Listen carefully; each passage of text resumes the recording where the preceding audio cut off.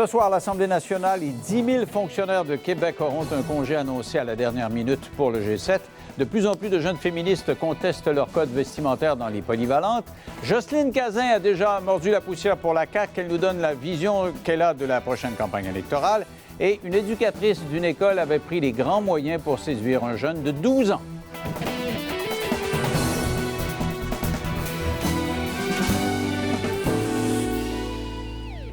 Alors, on aura de la grande visite au Québec avec ce sommet du G7. On ne sait toujours pas si Donald Trump va venir ou pas, lui qui a semé les graines de la discorde un peu partout dans les 6 autres pays qu'il devra rencontrer éventuellement en fin de semaine. Mais toujours est-il que, qu'il soit là ou pas, il va y avoir plein de policiers, il va y avoir plein de manifestants, de sorte que les autorités ont décidé de fermer l'Assemblée nationale. L'Assemblée nationale sera fermée jeudi midi et vendredi toute la journée. Et là, les fonctionnaires se sont dit, coudonc, nous autres aussi, si c'est dangereux pour les députés et pour les ministres, ça pourrait être dangereux pour nous. On va écouter comment, justement, s'exprimaient des fonctionnaires aujourd'hui. C'est sûr que c'est inquiétant. Là. Par exemple, ils ont montré des images du sommet des Amériques qu'il y avait eu. Là. Ça, c'est pas rassurant. Mais en même temps, on va prendre les mesures qu'il faut. Là. On va rester en dedans puis on sortira pas. Là. On fera pas exprès. Là. De là à prendre congé, à pas se présenter du tout? Ou on attend de savoir la décision finale. Puis après ça, oui, on va y penser. Alors, elle est tombée, la décision finale. Il n'y en aura pas de présence parce que tout le monde a congé. 10 000 personnes. Je calculais si on leur donne, disons, 300 piastres par jour avec les bénéfices marginaux, plus 150 $ le lendemain, ça fait 4,5 millions que ça va coûter au Trésor québécois. Mettons un 4 millions pour le gouvernement du Québec. Pourquoi c'était pris si tard que ça? Est-ce qu'il y a de quoi avoir peur? Est-ce que c'est une bonne idée d'organiser le G7 compte tenu de tout ça? Avec moi, Jean-François Brochu, ex-policier, Frédéric Bérard, constitutionnaliste, et Gilles Proulx, commentateur que vous connaissez. Bonsoir à vous trois. Bonsoir. J'ai envie de demander d'abord à l'ex-policier, est-ce que les policiers auraient appris des choses qu'on ne saurait pas? Si ça se fait à la dernière minute, là, ça fait des mois et des mois qu'on planifie ça, puis juste 2 jours avant, OK, on tire la plug. Est-ce que c'est parce qu'on redoute des choses? Non, je ne pense pas que l'on ait appris quelque chose de très récemment, mais il est certain que pour les gens, vous savez, pour les gens et pour les policiers, là, c'est une bonne chose que on n'ait pas ces gens-là dans le secteur de la Haute-Ville, dans le secteur de l'Assemblée nationale, parce que c'est effectivement le lieu où les manifestations devraient avoir lieu. Et il est donc normal, ça facilite le travail des policiers d'enlever 10 000 personnes du secteur, et ça facilite, et c'est pour eux également, mais ça limite le risque de faire briser sa voiture. On le savait il y a 3 semaines, on le savait il y a 2 mois. Pourquoi tout de suite? Mon premier réflexe, ça a été, ils ont des informations, il va y avoir plus de monde manifester qu'ils pensent. Ben moi, je pense pas, non. Je pense pas qu'il va en... Non, je pense pas que ce soit ça. Écoutez, là, les informations que j'ai, moi, de cet après-midi, il n'y a pas rien de spécial, il n'y a rien de changé de ce qu'on sait. Je parlais à un autre policier qui me dit peut-être que... Moi, je pense que c'est le gouvernement qui a décidé. Ce sont les hauts fonctionnaires qui ont décidé de prendre cette décision-là aujourd'hui parce qu'ils y ont pensé cette semaine. Et il n'y avait pas vraiment d'urgence avant aujourd'hui pour dire aux gens, vous êtes en congé à partir de jeudi midi. Parce qu'on sait que la première manifestation a lieu jeudi soir. Et donc, à partir de midi, jeudi, ces gens-là vont quitter le secteur pour éviter que des gens soient pris dans des manifs, justement, à travers les manifestants, se fassent briser leur voiture ou des choses comme ça. Donc, on sort ces gens-là, on facilite la circulation pour les policiers également, les véhicules d'urgence. On facilite la circulation jeudi soir, vendredi, toute la journée. Alors, Gilles, s'il n'y a pas plus de danger qu'il y en avait hier, comment vous réagissez quand on... C'est effrayant. C'est effrayant d'être un peuple de pochetons. On a entendu 2 jeunes filles tout à l'heure, des ronds de cuir, des souris blanches, sans peur de leur ombrage. Un gouvernement ferme son Parlement, mes chers amis. Pensez-y, 150 ans d'histoire, le Parlement du Québec. Avez-vous déjà vu Maurice Duplessis fermer le Parlement parce qu'il y avait des gens qui lançaient des cailloux? René Lévesque, ou n'importe quel autre premier ministre. Mais celui-ci est un gouvernement de souris blanches, de pochetons, de nations vraiment décadentes. Et toutes les raisons pour donner des congés, ça fait l'affaire. Mais ça coûte, comme tu disais tout à l'heure, 4 millions, plus 100 millions pour la sécurité. C'est un geste de non-confiance, monsieur le policier, à l'égard du corps de police de Québec. Par exemple, souvenons-nous lors des petits drapeaux rouges, des carrés rouges, la police de Montréal, qui est une police de paresseux qui, les bras croisés, avaient hâte de rien faire, comme avec les graffitis. La police de Québec, c'est drôle, elle a cerné les manifestants par la technique du boa en les encerclant. Elle a réglé ça avec manifestation, éloquence et compétence. Ça veut dire que la police de Québec n'est pas capable de contrôler ces turbulents. Alors, encore une fois, c'est de la si la police de Québec est moins bonne que les autres, c'est à cause de ça? Elle est meilleure. On se souviendra des événements, justement. Ouais, peut-être que les manifestants n'étaient pas aussi déterminés à Québec, je sais pas. Là. Ah, mais les policiers sont très déterminés à Québec. Puis moi, je vous dis qu'ils sont très bien préparés. Ils seront très nombreux.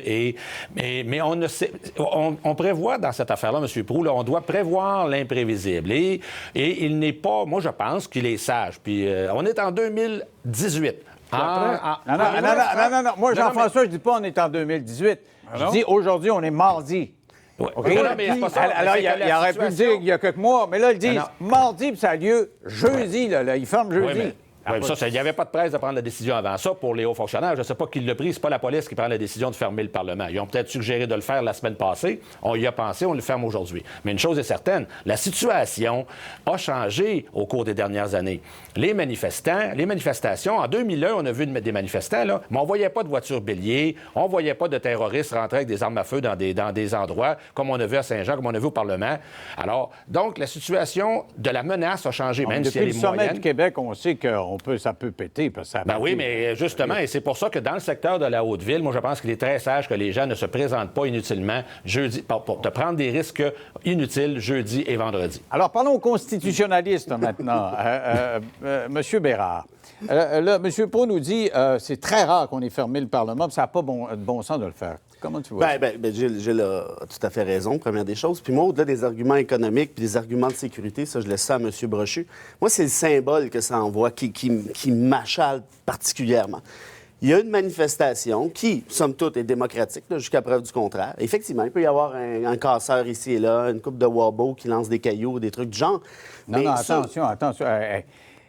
Frédéric, en Italie, partout, on a vu, c'est plus qu'une coupe de casseurs. Il arrive par centaines, il arrive de partout à travers le monde, ça lance n'importe quoi. Oui, mais Denis, en Italie, les carabiniers... Non, mais continue. Mais je voulais juste te dire que j'ai un sérieux bémol là-dessus. Non, mais faut être sérieux, là. Il n'y a aucune preuve, et c'est pas moi qui l'ai dit, c'est M. Brochu, qui attendent des casseurs de manière particulière. Est-ce qu'il va y avoir quelques trucs? Probablement. Mais le point, c'est est-ce qu'on va se laisser intimider? Est-ce qu'on va reculer d'un point de vue démocratique en disant on ferme notre institution, on ferme l'enceinte du législateur parce qu'il va y avoir peut-être quelques casseurs, alors que la très, très grande majorité, pour dire la quasi-totalité de ces gens-là, manifestent de manière démocratique, de manière légitime?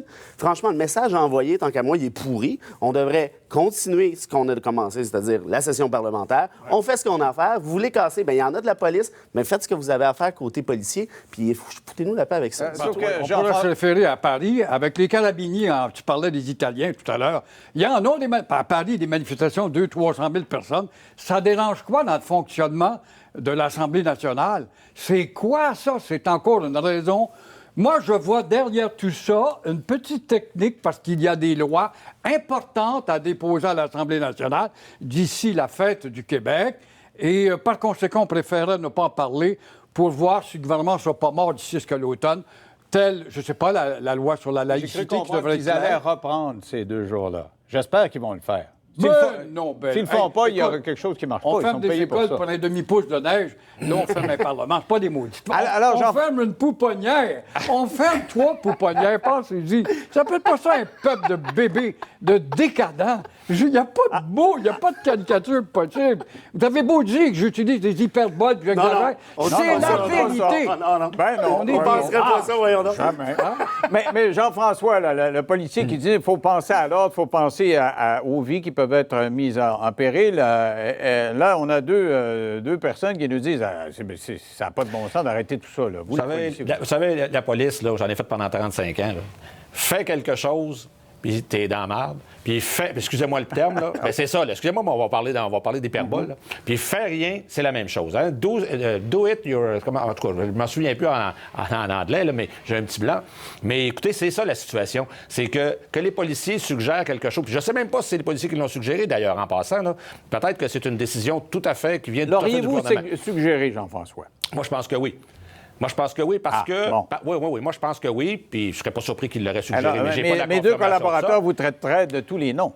Oui, bien, je l'aurais suggéré parce que, écoutez, c'est vrai que, d'ailleurs, les manifestations qui auront lieu jeudi, vendredi, sont des manifestations tout à fait légales et le peuple a le droit de s'exprimer et ça, c'est tout à fait normal. Notre problème, aujourd'hui, vous l'avez dit tantôt, on l'a vu à Paris, on l'a vu en Italie, on l'a vu à Gênes, ce sont les casseurs qui s'y infiltrent et qui casse du Québec, casse des vitrines. Et là, on parle de lancer des fusées routières, de lancer des fusées de détresse nautique sur les policiers, de mettre le feu aux policiers.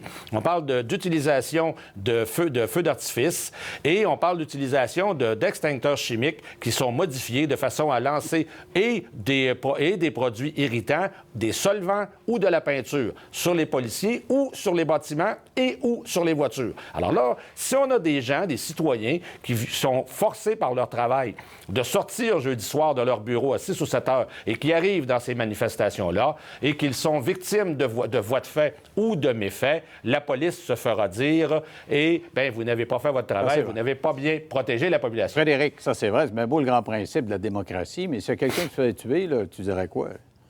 Ben non, mais... Je veux dire, il y a toujours un risque, là, je nie pas ça, là, il y a toujours une possibilité de... Ça, je comprends, mais est-ce qu'on va...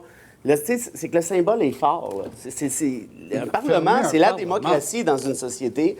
Puis est-ce qu'on va se laisser intimider? Parce que ça revient à ça, alors que, de ce que j'ai compris, il n'y a même pas de signe que ça va arriver. Il n'y a même pas de menace réelle. Il y a une possibilité, oui, je comprends. Mais vous avez des policiers... Je suis d'accord, mais on a... OK, mais un instant, il y a combien de flics qui vont être là à cette manif-là? Là? On m'a dit, tu disais tout à l'heure, j'ai 8 000, c'est ça que j'ai compris? Bien, on parle de 8 000 agents de sécurité. Le FBI sur la rive sud du fleuve Saint-Laurent, tu peux mettre des 4x4, des fils dans le derrière puis les oreilles, puis se donner des importants. C'est du gaspillage d'argent éhonté. Puis ces gars-là font quoi? Ils amplifient le problème pour pouvoir têter de l'argent aux deniers publics, puis voilà une facture de 100 millions de dollars. Alors, c'est une bonne question, ça, à poser aux policiers. Est-ce qu'on n'enfle pas cette sécurité-là? Parce que Gilles a été témoin de ça, là, dans le bas du fleuve. Là, on est de l'autre bord de Charlevoix. Là, et je comprends qu'on pourrait envoyer des bombes là, par le ciel, mais est-ce que c'est pas un peu trop? Encore une fois, et le terme que je cherchais tout à l'heure, c'est « damn if you do et damn if you don't ». Et c'est ça, la police. Et donc, aujourd'hui, on ne peut pas ne pas prévoir le pire. Et s'il n'arrive pas, tant mieux. Et on se fera dire « vous en avez trop fait, vous avez dépensé trop d'argent pour rien ».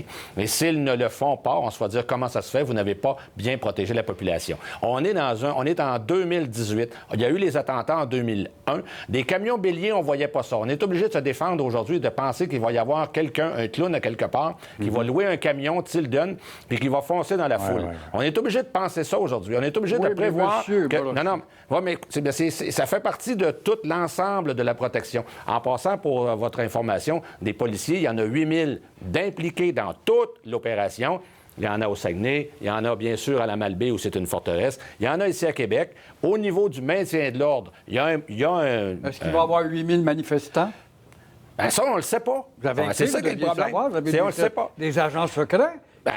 Oui, mais ça, d'abord, je ne suis pas dans le secret des dieux. Vous avez des policiers déguisés en manifestants. Vous deviez le savoir. Non, mais ça, les manifestants ne sont pas là encore, M. Proulx. Il faut attendre qu'ils soient là. Vos policiers qui se laissent l'argent à barbe porter des jeans percés, ils vont participer avec les gars de la manif, puis ils vont faire « on est ensemble, rah, rah, rah ». C'est comme ça qu'on pointe le gars qui fait du trouble, on l'arrête. Je vais vous dire que la technologie moderne permet de faire autrement. Les technologies modernes et la ville de Québec sera très bien équipée. Il y a eu beaucoup d'investissements et les technologies modernes. Alors, la conclusion en 20 secondes, le jeune sage, le constitutionnaliste. Je ne suis pas sage, jeune, je ne sais pas, mais... Est-ce que les terroristes ont gagné? Ben oui. Ben oui, c'est ça le message. Puis si vous avez aucune idée combien il va y avoir de manifestants, puis vous êtes 8 000 flics, Franchement, c'est pas fort. Là. À 8 000, il devrait y en avoir un qui doit avoir une idée. Là. À combien? On Puis après prend pas- ça, ben, t'es capable de gérer un peu la situation, il me semble. On ne prend pas idée sur les autres grandes villes. J'espère que les agriculteurs vont lancer du purin, en tout cas. Ah, ça, c'est une autre affaire, c'est un faux débat. L'unité. Ça. De toute façon, c'était on est aux cultures. Quelqu'un, moi, je reste en Beauce. OK. Là, C'est puis une il y belle en a plus. conclusion. Il y en a plus. Il y Lançons-nous en a du plus purin. des On va dépendants faire de purin. avancer les C'est choses. fait, Merci c'est à fini. vous trois. C'est tout le temps qu'on a. Restez de retour. On va parler avec des jeunes filles qui ils sont de plus en plus nombreuses à contester leur code vestimentaire dans les polyvalentes. Elles vont nous dire pourquoi dans 3 minutes après la pause. À tout de suite.